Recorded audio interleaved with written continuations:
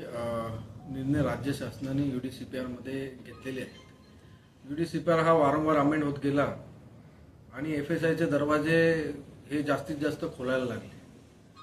FSIचे दरवाजे हे फक्त नुसते खुलत नाही तर त्याबरोबर सुविधेवरती लोकांच्या मूलभूत अधिकारांवरती तेवढा ताण घेऊन येतो. त्यामुळे तो दरवाजा किती खोलायचा याला काहीतरी बंधनं असली पाहिजे. कशासाठी खोलावा त्या देखील काहीतरी विचार हवा. पण सरसकट प्रत्येक बाबीसाठी जास्तीचा FSI दिला तर त्याचा शहरावरती एवढा ताण वाढेल की शहरामध्ये राहणं मुश्किल होऊन जाईल. त्यामुळे नॉर्मल रिडेव्हलपमेंट हे चालू आहे, चालू असलंच पाहिजे, कारण की पुनर्विकास करण्याचा सर्वांना अधिकार आहे. त्या माध्यमातून जो FSI भेटतो त्या माध्यमातून नॉर्मल बिल्डिंगचा रिडेव्हलपमेंट होतो. राज्य सरकारने URSच्या माध्यमातून स्लम एरिया किंवा जिथे इलिगल कन्स्ट्रक्शन झालेलं आहे त्यामध्ये त्यांना रेग्युलाइज करण्याच्या दृष्टीने आणि त्याचबरोबर दाटीवाटीचं क्षेत्र म्हणजे त्यामध्ये घरापर्यंत गाडी, काही फायर ब्रिगेड अशा बिल्डिंग जसं गावठाण एरिया, झोपडपट्टी, LIG एरिया अशा जागांसाठी URS लावण्याचं आलं. तशा लोकांनी एकत्र येऊन करण्यासाठी जास्तीचा FSI देऊन तो इन्सेंटिव्ह देण्याचा निर्णय त्यामध्ये आहे. असे क्षेत्र जास्त नाही आहेत पण ती आहेत. अशा भागाला सर्वप्रथम हा URS लागला पाहिजे. पण अशा जागेला लावण्यापूर्वी नियोजित असलेल्या भागामध्ये जिथे आपला रिडेव्हलपमेंट ही लागू होऊ शकतो अशा ठिकाणी जर लावला तर त्या ठिकाणी जिथे आवश्यक नाही तिथे लोकसंख्येचा जास्त भाग, घनता ही वाढण्याची शक्यता आहे. URS ही अपवादात्मक म्हणजे रेअर केसमध्ये जिथे आवश्यक आहे तिथेच वापरली गेली पाहिजे. जर ती सर्वत्र वापरली गेली तर त्याचा ताण पेलण्याची क्षमता कुठल्याच शहरामध्ये त्या ठिकाणी नाही. नवी मुंबई शहर हे सुनियोजित आणि पायाभूत सुविधांमधून सज्ज शहर आहे. पण अशा प्रकारचा अनियंत्रित विकास सुरू झाला तर ते देखील पेलण्याची क्षमता नवी मुंबई शहरामध्ये नाही आहे. त्यामुळे आम्ही राज्य शासनाला विनंती केलेली आहे की अर्बन रिन्युअल स्कीमचा फायदा हा तिकडच्या नागरिकांना झाला पाहिजे आणि तिकडच्या शहरी भागाला झाला पाहिजे, जेणेकरून रस्त्याचे नवीन जाळे तयार होणं, अर्बन रिप्लॅनिंग होणं, नोडल रिप्लॅनिंग होणं या दृष्टीने प्लॅन हा आयुक्तांमार्फत तयार केला गेला पाहिजे. इम्प्रूव्हमेंट स्कीम सारखी, सुधारणा योजनेसारखी चॅप्टर्स आपल्या महानगरपालिका ऍक्टमध्ये आहेत.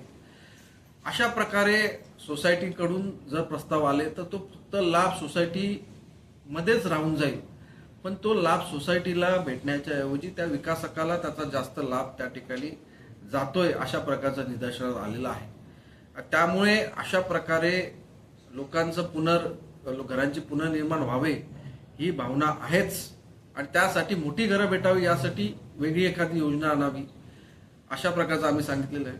विकासकाच्या प्रस्ताव न येता तो प्रस्ताव आयुक्तांच्या मार्फत व्हावा.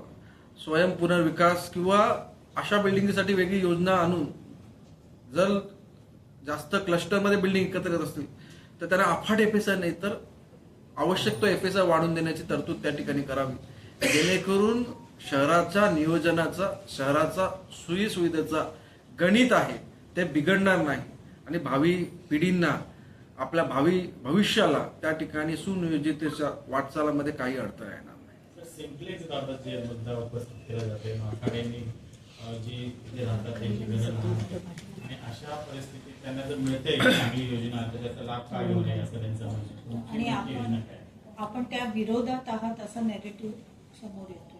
बघा, सिम्प्लेक्स घरधारकांना मोठी घरं भेटावी ही आमची धारणा आहे. क्लस्टरनी एकत्र यावे ही आमची धारणा आहे. पण क्लस्टरचा वापर हा फक्त अधिकचा FSI भेटून विकासकाचा नफा वाढवावा यासाठी आमचा विरोध आहे. कारण की नफा विकासकाचा वाढेल, लोकसंख्या त्या बिल्डिंगची वाढेल आणि त्याचा ताण हा नवी मुंबईच्या इतर शहरावरती, इतर नागरिकांवरती पडणार आहे. त्या सिम्प्लेक्सच्या लोकांना आता जरी नॉर्मल रिडेव्हलपमेंट केलं तरी तेवढाच साईजची घरं भेटणार. हा एवढा आटापिटा कशासाठी चालू आहे तर फक्त बिल्डरला जास्त नफा भेटावा आणि त्या नफ्यामधून काहीतरी कट जास्त भेटावा या दृष्टीने चालू. जर नॉर्मल डेव्हलपमेंटसाठी गेले तर मला वाटतं चांगल्यापैकी नफा देखील आहे, पण त्यांचं नफ्यासाठी त्यांना भूक जास्त मोठी आहे. त्यामुळे नफा जास्त कसा भेटू शकतो, तर जास्त FSI वाढवल्यामुळे भेटू शकतो आणि त्या माध्यमातून त्यांचं कार्य चालू आहे. तर जिथे लोकांची जी पुनर्निर्माणाचं जो धैर्य आहे ते नॉर्मल डेव्हलपमेंटमध्ये पूर्ण होऊ शकतो, तर तिकडे URS लागून त्या भागाला काहीच फायदा होणार. त्याचबरोबर घनसोली भागामध्ये इतर क्षेत्र URS पात्र आहेत, त्यांना सर्वप्रथम न घेता जे URS शेवटी त्याला ऑप्शन ठेवू शकतो अशा भागाला घेतल्यामुळे जे पात्र आहेत, भविष्यामध्ये कॅरिंग कॅपॅसिटी संपली तर ते पात्र जे लोक आहेत त्यांना घेण्यासाठी आपल्याला अडचणी येऊ शकतात आणि ताण जास्त अधिक वाढेल. त्यामुळे फक्त FSI वाढण्यासाठी अशा प्रकारे US मध्ये जाणं हे चांगलं नाही.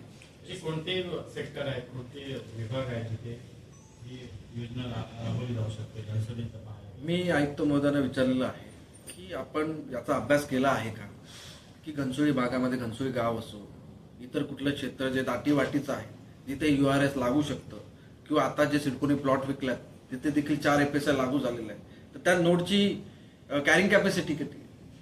आता त्या नोडला फक्त 2च मला वाटतं 3च एंट्री एक्झिट पॉईंट आहेत. या ठिकाणी जवळजवळ 80 लाख फूट स्क्वेअर फीट बांधकाम होणार आहे. त्याच्यातलं मला वाटतं 20 ते 25 लाख फूट हे रहिवाशांना असणार आहे, बाकीचं स्क्वेअर फूट हे विक्री योग्य असणार आहे. त्यामध्ये किती लोकसंख्या, किती घरं बनतील, त्या प्रत्येक घराला एक गाडी असेल, ती गाडी रस्त्यावरच पार्क होतील किंवा रस्त्यावर जेव्हा निघतील तेव्हा गाडी पुढे जाणारच नाही, एवढ्या प्रकारची ट्रॅफिक होईल. तर अशा प्रकारे अनियोजितपणाला आपल्याला जायचं आहे का? आपला उद्दिष्ट लोकांना मोठी घरं भेटण्याचं आहे, पण त्यासाठी हा उपाय नाही.